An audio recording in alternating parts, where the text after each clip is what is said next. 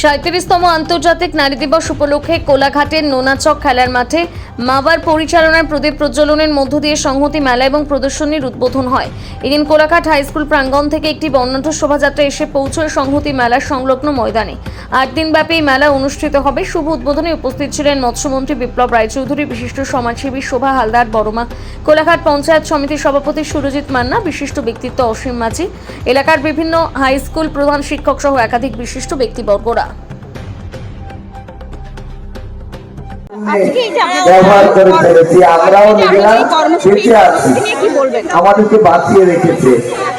সবাই জানেন যে আন্তর্জাতিক নারী দিবস যখন 1975 সালে আমেরিকার উপকণ্ঠে শিল্পনগরীতে মেয়েরা আন্দোলন চালিয়েছিল সমমজুরিতে, পরবর্তী সময়ে সেই মেয়েরা নিজেদের আত্মমর্যাদা এবং নিজেদেরকে নানা রকম সামাজিক কার্যকলাপে, সে শিক্ষা হতে পারে, কি স্বাস্থ্য হতে পারে, কি অন্যান্য ডিপার্টমেন্টে হতে পারে, কি ক্ষমতায়ন হতে পারে, নিজেদেরকে সব জায়গায় প্রতিষ্ঠিত করার জন্য, সামাজিক কার্যক্রমে বিভিন্নভাবে মানুষের পাশে থাকার জন্য মেয়েরা আজকে এগিয়ে এসেছে।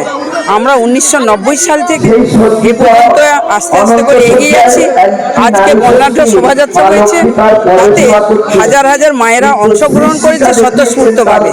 আমাদেরকে আলাদাভাবে কিছু বলতে হয়নি, কারণ তারা বুঝেছে যেমন করে সরকারিভাবে তাদের মেয়েরা অনেক বেশি মর্যাদা পেয়েছে, কারণ প্রশাসনিক ক্ষেত্রে যেভাবে মেয়েরা, বিশেষ করে 30 পঞ্চায়েতে মেয়েরা 50% আসনে তাদেরকে সংরক্ষিত শুধু নয়, তাদেরকে প্রতিষ্ঠিত করছে নিজেদের চিন্তাভাবনা, নিজেদের সিদ্ধান্ত, নিজেদের নানা রকম কাজে, যাতে নিজেদের আস্তে আস্তে করে সমৃদ্ধ করতে পারে। সরকার সাহায্য করেছে। ঠিক তেমনিভাবে আমরা যারা স্বেচ্ছাসেবী প্রতিষ্ঠান করি, আমরাও দীর্ঘদিন ধরে সেই 1986 সাল থেকে আমরা শুরু করেছি, কিন্তু 1990 সাল থেকে কাজকর্ম মানে আন্তর্জাতিক নারী দিবস হচ্ছে। তাতে মেয়েরা যেভাবে তাদের শিল্প প্রতিভা, তাদের সুপ্ত প্রতিভাকে বিকশিত করার জন্য নানানভাবে এগিয়ে এসেছে। এই জন্য সর্বস্তরের মানুষ, যেমন ধরুন শিক্ষাক্ষেত্রে শিক্ষক শিক্ষিকা, সামাজিক ক্ষেত্রে সমাজের মানুষজন, গ্রামের ক্ষেত্রে গ্রামের মানুষজন, প্রশাসনিক ক্ষেত্রে প্রশাসনিক মানুষজন, যারা বিভিন্ন ক্ষেত্রে বিচরণ করছে, প্রত্যেকে কিন্তু আমাদের পাশে দাঁড়িয়েছে। এই জন্য গ্রামবাসী সহ অন্যান্য মানুষজনকে আমরা শিক্ষা প্রতিষ্ঠান সহ অন্যান্য মানুষজন, বিশিষ্ট সমাজসেবী, শিল্পপতি, ব্যবসায়ী, যে যেখানেই থাকুক না কেন, প্রত্যেকে যেভাবে সহযোগিতা করছে, সত্যি তাদেরকে ধন্যবাদ জানাই। আর আপনারা যারা, আপনি মহিলা সাংবাদিক একজন, আপনাদের মতো যারা মেয়েরা, আমাদেরও সাংবাদিকতার ক্ষেত্রে একটা কঠিন পরিসর, যেখানে দাঁড়িয়ে লড়াই করে প্রত্যেকটা জায়গায় সঠিক তথ্যকে তুলে ধরার জন্য এগিয়ে এসছেন, আমি তাদেরকে স্যালুট জানাই। এবং সর্বস্তরে সমস্ত যে মানুষজনরা, যেমন করে বিদ্যাসাগর নারী শিক্ষার প্রচলন, যেমন করে স্বামী বিবেকানন্দ আমাদের, তাদেরকে তিনি বলেছিলেন যে মেয়েদের শিক্ষিত করার দরকার আছে। তাই বলছিলেন যে দেশে নারী উন্নত, সে দেশ তত উন্নত।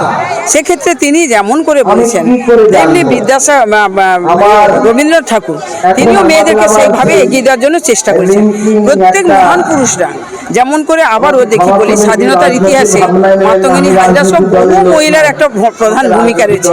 তা আজকে যদি আমরা দেখি, যারা মহাকাশ গেছে, যারা ক্রীড়া ক্ষেত্রে গেছে, যারা বিভিন্ন জগতে গেছে, পৌঁছে গেছে, তারা যেভাবে মহিলা সমাজকে উন্নত নয়, কারণ পরিবার সুন্দর হবে, সমাজ সুন্দর হবে যদি মেয়েরা এগিয়ে আসে।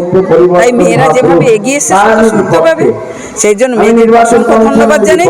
আর মাভা আমাদের 8 দিন ব্যাপী অনুষ্ঠান, আজকে শুরু হয়েছে 8ই মার্চ, 15ই মার্চ পর্যন্ত বিভিন্ন শিল্পী সমন্বয়ে, বিশেষ করে মেয়েরা বেশি করে অংশগ্রহণ করবে এখানে। তাদেরকে তাদের যে আচরণ, তাদের যে সুশিক্ষা, তাদের যে সুরক্ষা, তাদের যে অধিকার, প্রত্যেকটা বিষয়ে তারা যাতে নিজেদেরকে সমৃদ্ধ করে সেটাকে লক্ষ্য রেখে এই অনুষ্ঠান আমাদের চলে। এখানে বিভিন্ন দোকানদাররা আস্তে আস্তে আসছে, আরও আসবে বিভিন্ন এখানে, এটা পসরা হয়ে যাবে। তাই এটা মহিলাদের দ্বারাই এক প্রকার বেশি করে পরিচালিত। তার সঙ্গে সঙ্গে অনেক সুশিক্ষিত যারা উদার মানসিকতা সম্পন্ন মানুষজন এগিয়ে এসছে, তাদেরকেও ধন্যবাদ জানাই। আপনারা ভালো থাকুন, সবাই ভালো থাকুন, সমাজ এগিয়ে যাক সকলের দ্বারা। এই জন্য ধন্যবাদ জানাই। নমস্কার।